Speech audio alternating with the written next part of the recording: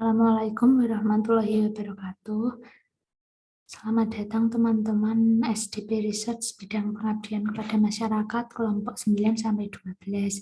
Semoga kita semua selalu dalam keadaan yang sehat jiwa dan raga serta bahagia. Langsung saja di video ini akan membahas bab 3 dan bab 4 yang merupakan pengganti untuk pertemuan kita minggu ini. Nah, di bab 3 ini yang merupakan metode pelaksanaan, di sini kalian jelasin konsep program masing-masing dari ide kalian itu seperti apa pelaksanaannya, termasuk juga persiapannya. Nah, untuk pelaksanaannya ini dilaksanakan secara blended atau campuran ya, meskipun di template ini dilakukan secara daring, tapi itu maaf masih salah, tolong diganti itu secara daring atau luring, jadi bisa kombinasi keduanya, bisa secara offline maupun secara online. Untuk pembagiannya kegiatan apa saja yang harus offline atau kegiatannya apa saja yang harus online itu bebas dan tidak ada ketentuannya. Yang penting harus ada dua unsur itu antara kegiatan offline dan online. Misal untuk koordinasi tim kalian mau online itu bisa, atau koordinasi dengan mitra lewat online melalui WA atau telepon dan lain-lain itu bisa. Sedangkan untuk misal demonstrasi plotnya atau kalian sosialisasi ke mitranya itu secara offline gitu boleh, yang penting kombinasi keduanya ya. Kemudian untuk isi dari bab 3 itu paling tidak ada 3 poin ini: tempat dan waktu, langkah perancangan dan pembuatan, dan juga tahap pelaksanaan. Untuk tempat dan waktu, tempatnya diisi sesuai mitra kelompok masing-masing yang lengkap sesuai alamatnya. Kalau perlu alamat misal desekrenya itu alamat mulai dari jalan RT RW, desa, kelurahan sampai provinsi. Kemudian untuk waktunya itu kalian jelasin berapa bulan gitu aja, enggak harus misal bulan Mei sampai September 2022 misalnya, itu enggak apa-apa, enggak perlu maksudnya. Baik berapa bulan gitu aja. Kemudian untuk langkah perancangan dan pembuatan ini terutama kalau yang buat produk seperti misalnya ada yang buat diary itu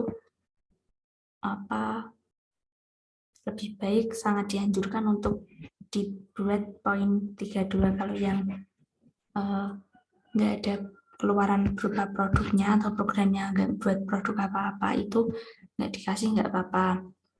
Kalau yang ada produknya itu bisa diberi gambar desainnya atau gambar prototipenya, itu bayangannya itu mau buat produk yang seperti apa.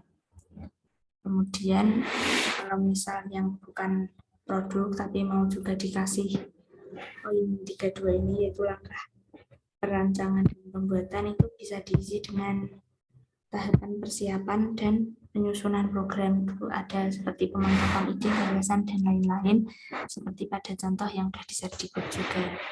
Kemudian untuk tahapan pelaksanaan ini sangat dianjurkan untuk dibuat kayak alur gitu, jadi enggak mulus tulisan semua, dibuat kotak-kotak itu apa sih namanya, diagram alir kayak flowchart gitu, biar yang baca itu lebih bisa mudah memahami gitu loh. Misal persiapan, terus panah, terus ada koordinasi dengan mitra, terus sosialisasi dan lain-lain sampai evaluasi kegiatan. Nanti kalau ada yang mau ditanyakan silakan bisa tanya di grup atau BCW.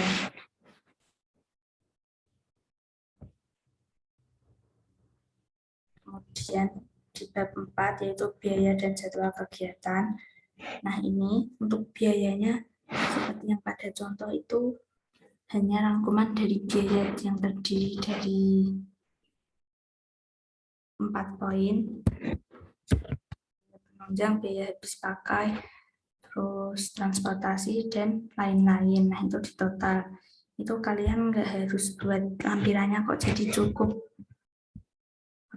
ringkasan dari biayanya itu. Nggak perlu buat yang di lampiran justifikasi anggaran. Kalau mau buat itu juga nggak apa-apa, diterima, tapi kalaupun enggak itu nggak apa-apa, soalnya kalian cuma buatnya cuma sampai bab 4, lampirannya nggak perlu. Kemudian perlu perlu diingat di ketentuan pedoman PKM-nya, kalau di biaya ini ada ketentuannya, yaitu minimal 5 juta dan maksimal 10 juta. Nah, ada beberapa pos biaya yang nggak boleh ini, tapi juga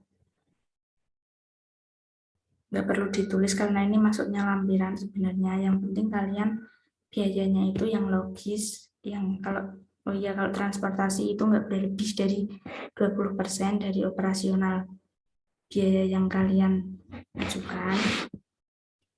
Sebentar ya, tak cari contohnya. Nanti aja. Ini ada ringkasan anggaran. Jadi cuma tabel ini ya, ada peralatan penunjang, bahan habis pakai, lain-lain. Jadi di bab 4 itu isinya hanya ada 2 tabel, anggaran biaya dan jadwal kegiatan. Sekali lagi untuk biayanya minimal 5 juta, maksimal 10 juta, nggak boleh kurang, nggak boleh lebih. Kemudian jadwal kegiatannya, ini maksimal 4 bulan, tapi boleh kurang, misal cuma kegiatan kalian cuma inginnya 3 bulan, itu nggak apa-apa. Ya minimal 3 lah, 3 sampai 3,5 atau 4. Ini kegiatannya boleh disesuaikan dengan kelompoknya masing-masing, nggak harus sama persis seperti ini. Ada perencanaan kegiatan satu, misalnya ada koordinasi mitra, terus ada sosialisasi, ada misal pembuatan media ajar atau pembelian peralatan dan lain-lain, terus ada pelaksanaan misal penyuluhan atau edukasi atau demonstrasi plot ke masyarakat.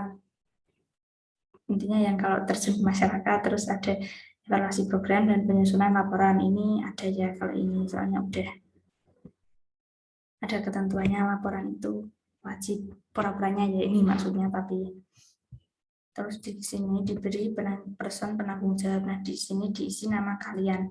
Jadi satu tim itu misal kalian 5 orang, itu dibagi siapa yang jadi PJ-nya per kegiatan. Jadi yang di sini nggak boleh kosong atau nggak boleh hanya satu orang, ya harus dibagi rata. Udah sih itu. Kalau untuk yang anggaran biaya itu cukup ditulis gini ya, jenis pengeluaran, peralatan penunjang, terus jumlahnya berapa, terus di sini juga bahan habis pakai, ini aja, terus jumlahnya berapa, dan jumlahnya 5 juta sampai 10 juta. Udah situ aja. Semoga dapat membantu pemahaman kalian. Kalau ada yang mau ditanyakan, silahkan chat aja, nggak usah malu-malu. Sekian, wassalamualaikum warahmatullahi wabarakatuh.